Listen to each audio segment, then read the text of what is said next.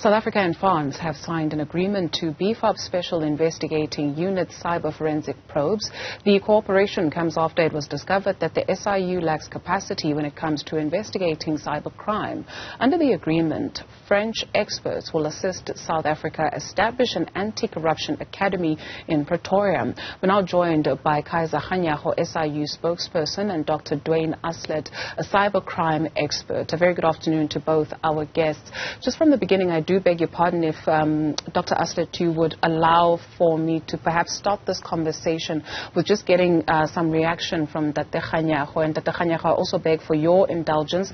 And this is purely because we could lose connection due to a number of factors, load shedding included. Mr. Kganyago, good afternoon to you. Oscar Mabuyane has won part A of this round, if you will, and he successfully blocked you from probing his qualifications. What does this mean? What happens now? Yeah, thank you very much, and thank you to your viewers.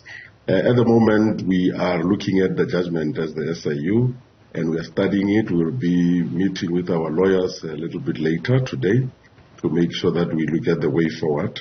Like you have said, this is just part A of the whole matter, and we are looking forward to really dealing with the issues of the merit of the case in part B. Sure. We understand this is the first successful judicial review against the SIU. Is that so? And if it is, what does that then speak to?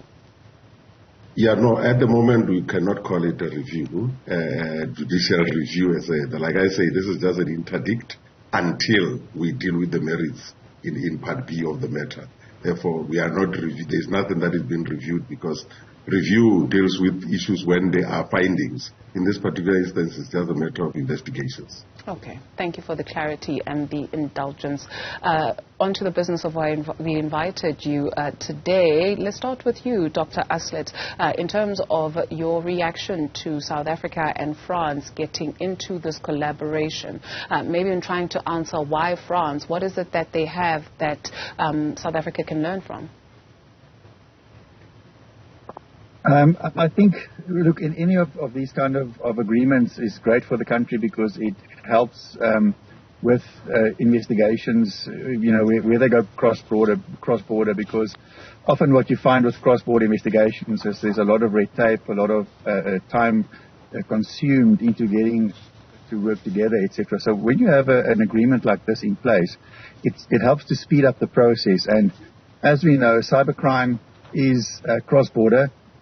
You can literally sit in your living room and commit these kinds of crimes. You don't have to even leave your residence. So because of what cyber has done for the criminals, it has allowed them to work cross-border, which makes investigations more complex and more bureaucratic. And that is what these kinds of agreements do, is they facilitate working together and facilitating countries helping with each other with expertise, because cyber criminals are always progressing. We'll probably always be one step behind, because as law enforcement catches up, they move on to new ways, new methods, and that is what this kind of agreement helps with, is also helping countries to educate one another, if you will. Specifically France, I think any country that one can get an agreement with is great. Obviously, France sits in Europe, so a lot of the cyber criminals operate from Europe as well. So it helps one to have a foothold in the European region with these agreements where we can help one another and help one another with investigations. Okay. Dr. Kganyago, we understand that an anti-corruption academy will also be set up in South Africa. There will be an exchange of skills. What is it that South Africa will be absorbing, and what is it that South Africa will be giving? No, definitely. The intention is ultimately to have this anti-corruption academy, which will be here in Pretoria. And the reason we are doing that is we have been engaged with France around these matters for a long time. As we speak now, the training has happened. We've got already 22 of our members who are trained and ready to even train other people. We have had a lot of requests from our neighboring countries for training, which we are doing for them. But we felt that this will go to a next level where we have an academy that will be responsible for the SADC region, where all the SADC countries can send their people here, but also other law enforcement agencies in the country can also send their investigators to this agency, so that we are able to look into these issues of financial crimes and the issues of analytical skills and cyber forensic, because those are the things that are problematic. And as you can hear from the professor, we have to learn from those that have already advanced in those areas, so that they can assist us on trying to match up with what the criminals are doing. And then we want to do that with the assistance of the French, but also us assisting the other people in SADC. Absolutely. Dr. Aslett, when it comes to the grey listing of South Africa, how far will this collaboration with France go in making a case for the country to be removed?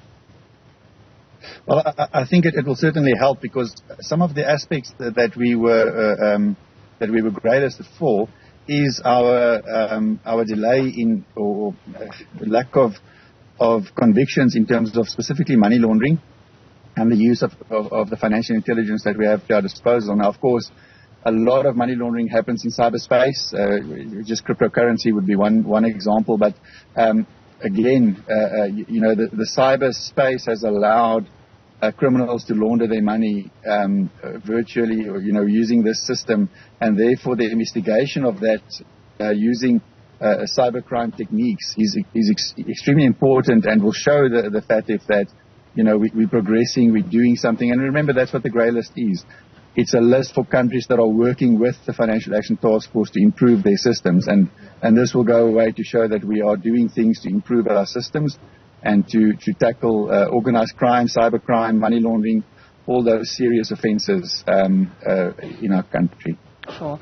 Dr. Kganyago, what does our own research or evidence suggest when it comes to cybercrime and the proliferation thereof in the country? What allows it to thrive? And secondly, could load shedding pose a threat to this collaboration being fully successful? I don't think load shedding will do anything, because this training is about helping or resourcing the investigators to make sure that they've got the right skills to follow up the money. You must understand, one of the major things that we do as a SIU is to be able to follow the money. And therefore, if this money cannot be followed through the banking system because of cryptocurrencies, for example, or because of this kind of ways that might be outside of the normal banking system, therefore, it will be difficult for us to follow some of the money. Therefore, this kind of training helps us to identify ways in which we can follow this money and make sure that we know who has done wrong, and all that evidence can be then taken to the NPA and the Hawks to make sure that they are able to get successful convictions. A big thank you to both our guests this afternoon. Dr. Kganyago, if you could please just hold on for us. Dr. Duane Aslett, a cybercrime expert, as we let you go. Thank you very much for your time. Dr. Kganyago, if you do not mind, please, if you can go to the matter of Oscar Mabuyane. You mentioned a little bit earlier on, that this is but an interdict. And so due to the previous conversation, we're not able to just get into the matter, and I do apologize for being opportunistic here, but what does it then mean for the SIU having this interdict in place? What options are now available to you for Part A of his application? No, Part A is done. As we have indicated, the ruling today is about Part A, which was about the interdict. Therefore, we are going to be engaging our lawyers, like I said, this afternoon, so that they look at the options that are available to us. But Part B already has to happen, because this matter is in two parts. And the Part B is where we are going to deal with the merits of the case. And the interdict is just saying that we should not investigate him until we are done with Part B, which is what is being said here. Therefore, the other parts of the investigation will continue as planned. All right. Thank you very much for helping us understand. Kaizer Kganyago speaks for the SIU.